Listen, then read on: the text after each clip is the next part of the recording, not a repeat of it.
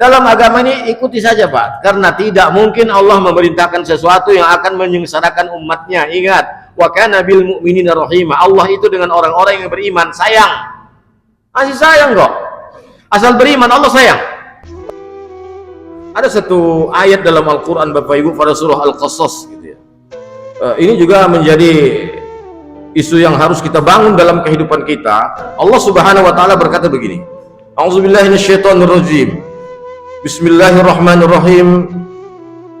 Wa auhayna ila ummi Musa an ardi'ih fa idza khifti 'alayhi fa alqihi fil yammi wa la takhafi wa la tahzani inna radduhu ilayki wa ja'iluhu minal mursalin. Surah Al-Qasas ayat 7 ini harus menjadi acuan yang sangat luar biasa, dan ini harus kita bangun dalam kehidupan kita karena ini ayat yang berkaitan dengan tauhid, sama dengan kisah-kisah yang akan kita bahas juga nanti. Saya tengok Salman juga menyampaikan itu, bagaimana kisah Nabi Ibrahim, tapi saya tidak angkat kisah Nabi Ibrahim di sini. Ini kisah Nabi Musa gitu, yang juga ada sangat erat kaitannya dengan Nabi Ibrahim tadi gitu. Begini Pak, Allah Subhanahu wa taala berfirman pada surah Al-Qasas ayat 7 tadi. Apa kata Allah? Wa auhayna ila ummi Musa an ardi'ih fa idza khifti 'alayhi fa alqihi fil yammi wa la takhafi wa la tahzani inna radduhu ilayki wa ja'iluhu minal mursalin. Ini artinya sederhana gini.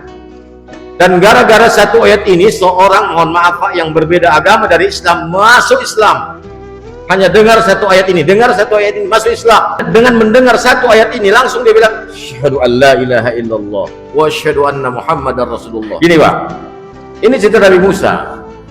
Gini, wa auhayna ila ummi Musa. Apa kata Allah? Kami mewahyukan kepada ibu Nabi Musa. Memang ibu-ibu, mohon maaf ibu-ibu ya, banyak peran wanita yang sangat luar biasa dalam sejarah ibadah haji. Putaran antara Bukit Sofa dan Marwah, di sana juga adalah perjuangan historis seorang wanita yang bernama Siti Hajar, kan gitu ibu-ibu. Kemudian di sini Allah Subhanahu wa taala mengatakan wa auhayna ila ummi Musa, kami telah mewahyukan kepada ibu Nabi Musa. Apa wahyu kami? An ardi'i, susukan anakmu, an ardi'i fa idza khifti 'alaihi fa alqihi fil yammi. Kalau engkau takut akan keselamatan anakmu, campakkan anakmu ke sungai. Sama dengan Ibrahim lama merindukan anak. Begitu dapat anak, datang perintah sembelih, gitu kan. Ini perintah-perintah yang bertentangan dengan logika, perintah yang tak masuk akal gitu. Itu Nabi Ibrahim ya, sudah dibahas Salman sedengar. Cuma ini waktu itu Bapak Ibu, Fir'aun berkuasa. Dia mendapat mimpi bahwa dalam mimpinya akan ada seorang anak yang akan bakal menghancurkan kerajaannya. Siapa itu? Seorang anak laki-laki. Maka dia punya keputusan.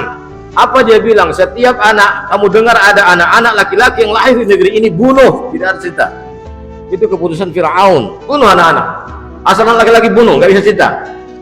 Karena dia tahu takwil mimpi daripada penyihir-penyihirnya mengatakan bahwa akan lahir seorang anak laki-laki yang dia akan meruntuhkan kerajaanmu. Maka dia punya keputusan, setiap anak-anak laki-laki yang lahir harus dibunuh. Saat itu Bapak Ibu, saat keluar perintah dari seorang Fir'aun, ibu Musa melahirkan Musa kecil.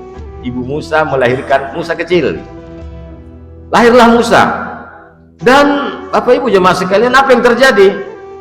Ibu Musa mendengar perintah dari Fir'aun ini. Dia dengar itu, bahwa sudah tersabar ke beberapa pelosok negeri daerah, apabila terdapat seorang wanita melahirkan anak laki, bunuh. Tidak ada cerita, itu perintah Fir'aun.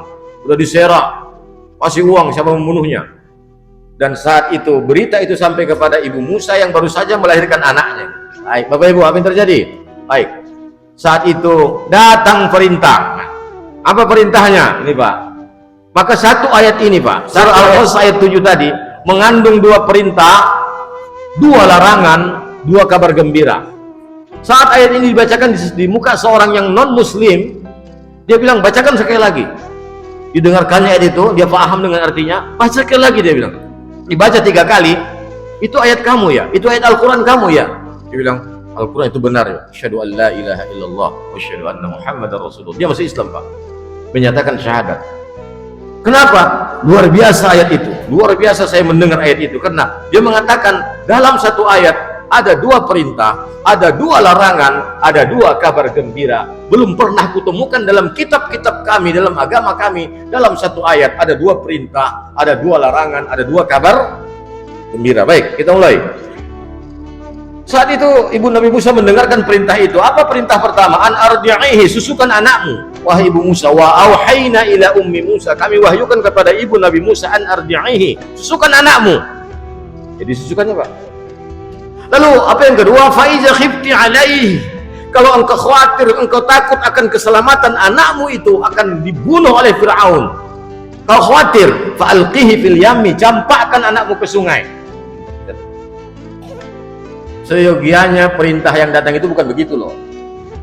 Normalnya Pak, kalau engkau takut bahwa ketahuan engkau punya anak laki-laki dan itu diketahui Fir'aun, itu anakmu bakal dibunuh oleh Fir'aun. Kalau kau takut dengan keselamatan anakmu, bedung anakmu, bungkus dia.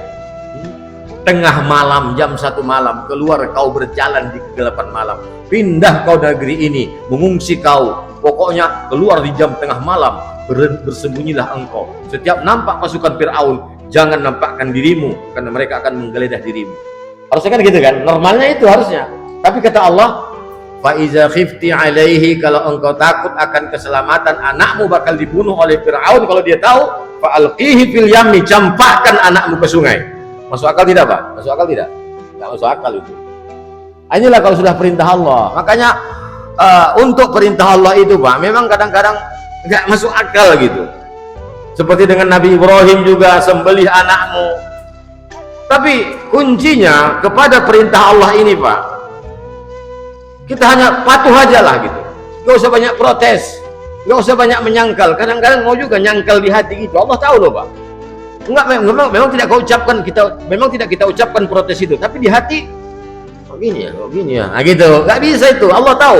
Allahu ya'lamu ma fi sudurikum. Allah tahu apa yang di hatimu. Wallahu ya'lamu kha'inatal a'yun. Allah tahu hati yang pengkhianat. Komen. Memang tidak dibilangnya, tapi di hatinya. Nggak bisa. Allah tahu semua. Wallahu alimun bidatis sudur. Allah tahu apa yang ada dalam hatimu. Kalau Allah sudah perintahkan, ikuti. Bahasanya tunduk, patuh, hanifah muslimah, sami'na wa ata'na. Nggak usah protes. Kalaupun nggak ada uang, diam.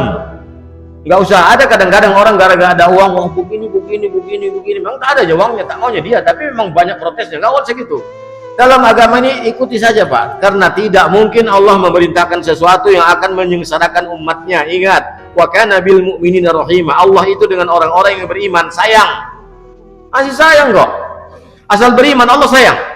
Makanya kalau ada saudara kita meninggal, tadi Pak saya, insya Allah ini malam ketiga saya akan takziah ke Gebir Baru. Tadi saya kata-kata pemberangkatan, saya bilang kalau ada orang muslim meninggal dunia, dia masih Islam, mengerjakan sholat, udah berbaik sangka saja kepada Allah, dia masuk ke surga. Gak usah banyak-banyak cerita, udah selesai. Berhusnul khotimah saja, berhusnuzon aja kepada Allah Subhanahu wa Ta'ala. Soal bagaimana dia itu urusan Allah. Yang penting kita sebagai orang mukmin perbaiki hati kita, berbaik sangka, Allah masukkan dia ke surga, udah nggak usah banyak. Kalaupun dia dimasukkan ke surga ada ruginya sama kita, kan enggak? Oh dia tak sholat begini, oh udah itu urusan kita itu Pak, udah biarin aja situ. Yang penting diri kita follow gitu, jangan banyak komentar gitu. Ini kadang-kadang banyak komentar gitu. Bapak Ibu, fa iza khifti alaihi, kalau engkau takut dengan keselamatan anaknya, fa alqihi fil yammi, campakkan ke sungai. Masuk akal tidak Pak? Enggak masuk akal. Harusnya kalau takut dengan keselamatan anakmu, apa yang terjadi? Bedung dia, bungkus dia, bawa berjalan malam-malam, tinggalkan negeri ini ke sebuah negeri yang aman. Tapi lihat Ibu Musa, Bapak Ibu jamaah sekalian, nah ini dia. Ibu Musa ini sudah terdidik tauhidnya. Makanya sekali lagi, dasar agama itu tauhid Bapak Ibu, keyakinan kepada Allah, bahwa Allah itulah pemelihara kita yang sangat luar biasa. Allah itu yang mengatur kehidupan kita. Dan tidak ada yang bisa mengatur kehidupan kita ini kecuali dari Allah Subhanahu wa Ta'ala, dan tidak ada yang bisa menjaga diri kita ini kecuali Allah Subhanahu wa Ta'ala. Sudah dikerjakannya Pak. Begitu Allah katakan fa iza khifti alaihi fa alqihi fil yammi, kalau engkau takut dengan keselamatanmu, campakkan ke sungai. Dia bedung anaknya. Enggak protes. Seharusnya kan engkau takut dengan keselamatan anakmu, campakkan ke sungai. Itu bahasanya apa? Makin cepat mati. Makin cepat mati itu Pak. Mati cepat matilah. Harusnya ya Allah, apa perintahmu ini? Kan nyuruh cepat mati anakku baru lahir masuk ke sungai mati.